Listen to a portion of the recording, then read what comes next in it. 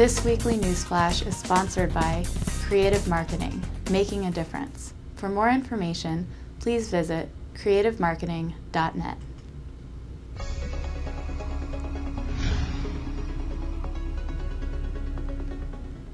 House Republicans on Tuesday introduced a draft to repeal the Affordable Care Act and named the measure the Repealing the Job-Killing Health Care Law Act.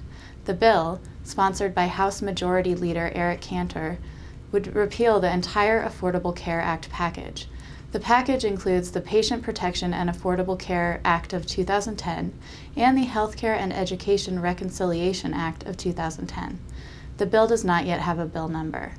House Republicans also introduced a healthcare resolution, which will be considered this Friday. The resolution would charge 4 committees with proposing changes to the healthcare law. The changes include removing what House Republicans call job-killing policies and regulations.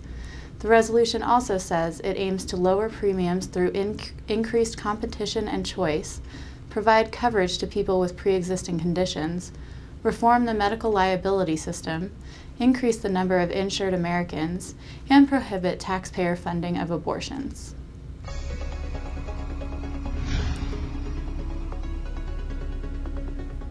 Financial advisors should find motivation from a survey highlighting Americans' financial resolutions for 2011.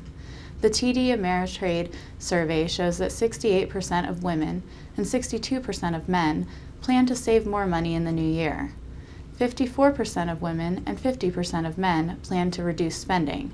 Americans also plan to pay off debt, with 47% of women and 46% of men planning to do so. Fewer Americans plan to begin saving for retirement.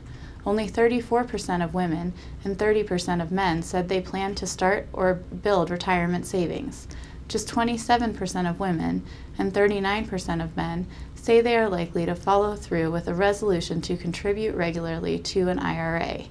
Entering 2011, 60% of women described their financial situation as uncertain, compared with 50% of men.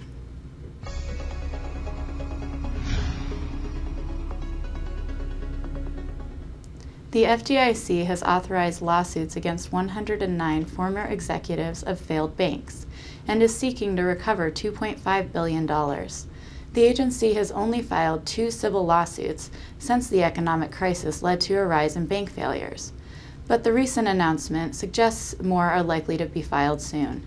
In 2010, 157 banks failed with combined total assets of $92.1 billion, and in 2009, 140 banks failed with total assets of $169.7 billion. Once the FDIC seizes a failed bank, it is authorized to sue bank directors, officers, and other officials in order to recoup losses covered by the Federal Deposit Insurance Fund. The agency says that before it files a lawsuit, it seeks to recover through settlement. Bank failures are projected to cost the FDIC $52 billion from 2010 through 2014.